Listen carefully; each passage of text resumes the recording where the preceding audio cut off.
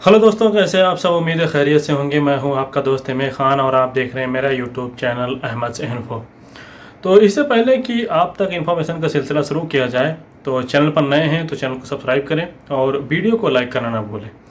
तो चलिए बढ़ते हैं सबसे पहली चीज़ की तरफ। वो क्या है, पिछले कुछ दिनों से ये अफवाह चल रही है कि जो लोग सऊदी अरब में विजिट वीज़ा पर आए हुए हैं, फैमिली विजिट वीज़ा पर, उसको यहाँ पर परमानेंट रेजिडेंस वीज़ा में तब्दील किया जा सकता है, यानी उसको इकामे में तब्दील किया जा सकता है।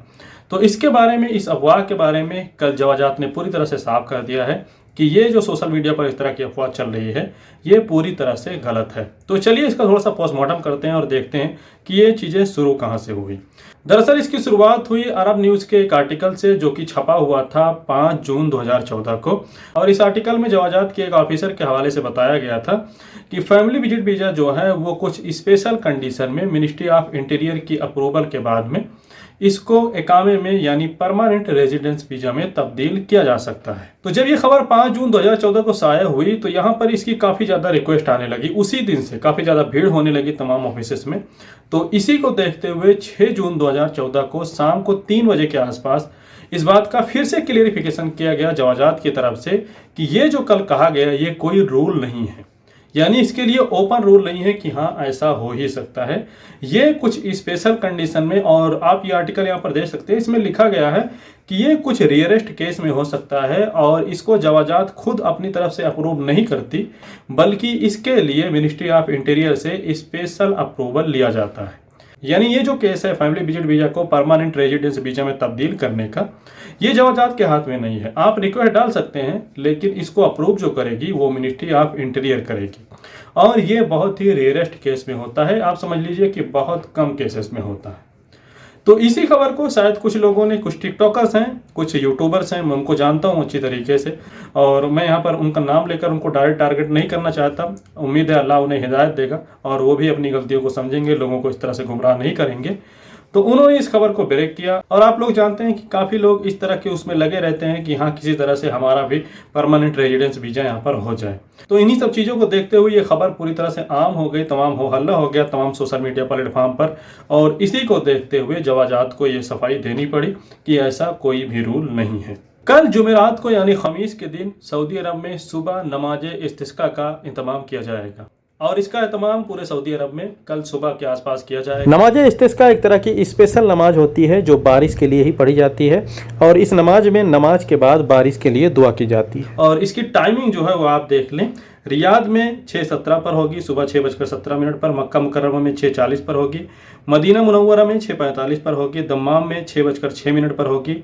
बुरैदा में 6:30 पर होगी। अबहा में 6:26 पर होगी। तबूक में 7:03 पर होगी। और अलबहा में 6:32 पर होगी। इसके अलावा एक और खबर मुरूर की तरफ से आई है, जिसको अल अखबार या ट्विटर हैंडल ने अपने ट्विटर हैंडल पर पोस्ट किया है, और इसके बारे में मैं तकरीबन आपको 10 दिन पहले बता चुका हूं। तो चूंकि ये खबर आज ऑफिशियल तौर पर सामने आई है, तो इसलिए मैं आपको थोड़ा सा बताना जरूरी समझता हूं, ज़्यादा डिटेल में नहीं जाऊंगा। और वो खबर ये है कि अगर कोई बच्चों को, यानी चिल्ड्रंस को, जो छोटे बच्चे हैं, उनको बिना सेफ्टी सीट के गाड़ी के अंदर बैठाता है, सवार करता है, तो उस पर जुर्माना किया जाएगा। ये ट्रैफिक वायलेशन माना जाएगा। इसके अलावा अगर कोई अपने बच्चों को ड्राइविंग सीट के बगल वाली सीट पर, यानी जो ड्राइवर के बगल वाली सीट रहती है आगे वाली, उस पर कोई बैठाता है, तो ये भी वायलेशन माना जाएगा ट्रैफिक का, और इस पर भी जुर्माना किया जाएगा। इसके बारे में डिटेल वीडियो ये मौजूद है, और मैं तकरीबन 8-10 दिन पहले इसके बारे में वीडियो बना चुका हूँ। आप चाहें तो जो नए मुखालफे आए हैं उसको जानने के लिए ये वीडियो देख सकते हैं। जिन लोगों ने इंडिया में कोवैक्सीन ली है उनके लिए खुशखबरी है। जैसे कि आप जानते हैं कि कोवैक्सीन WHO की तरफ से मान्यता प्राप्त नहीं थी, और इंडिया में सबसे ज़्यादा यही वैक्सीन लगाई गई है। तो आज इसके बारे में अभी थोड़ी देर पहले खबर आ रही है कि WHO ने कोवैक्सीन को भी मान्यता दे दी है। इसके साथ ही इंडिया दुनिया के उन चुनिंदा देशों में शामिल हो गया है जो अपनी खुद की वैक्सीन बना रहा है, और उसकी वैक्सीन को WHO की मान्यता भी मिली हुई है। आप जानते हैं कि दुनिया में बहुत सारे देश लगभग हैं जो अपनी वैक्सीन बना रहे हैं, लेकिन ज़्यादातर वैक्सीनों को WHO की तरफ से अप्रूवल नहीं दिया गया है।